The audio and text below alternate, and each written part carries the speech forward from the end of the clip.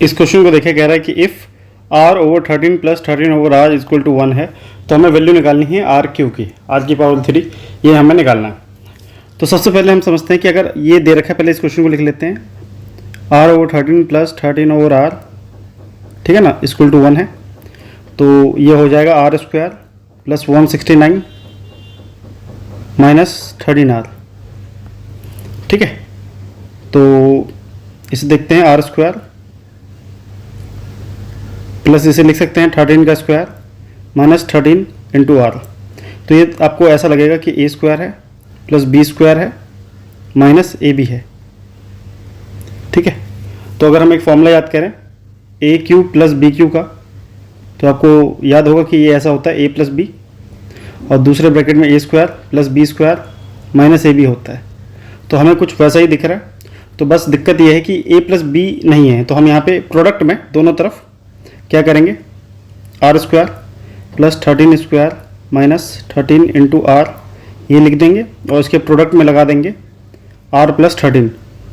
अगर इधर इंटू कर रहे हैं तो हमें इस तरफ भी इंटू करना पड़ेगा आर प्लस 13, ठीक है। तो ये तो ज़ीरो हो जाएगा, ये तो ज़ीरो हो जाएगा, और ये जो हो जाएगा ये हो जाएगा आर क्यूब प्लस 13 की पावर 3। तो r की पावर 3 जो है इक्वल हो जाएगा माइनस 13 की पावर 3, और ये हमें पता है क्या होता है, ये होता है 2197, ठीक है। दूसरा तरीका देखिए, r बाय 13 है प्लस 13 बाय r है इक्वल टू 1 है, ठीक है ना। r बटा 13 प्लस 13 बटा r इक्वल टू 1 है। अगर हम यहाँ पे देखें तो अगर मैं इसे a बोलता हूँ तो ये हो जाएगा 1 ओवर a, ठीक है। और अगर हमें यहाँ पे देख रहे हैं हमें निकालना है आर क्यू, तो अगर मैं इसका क्यू करूँ तो a q plus 1 over a q plus 3 a into 1 by a भी हो जाता है, और ब्रैकेट में ये होता है और इधर 1 आ गया, तो a q plus 1 by a q, ये कट जाएगा, ये 3 आ गया 1, तो a q plus 1 by a q जो है वो -2 हो गया।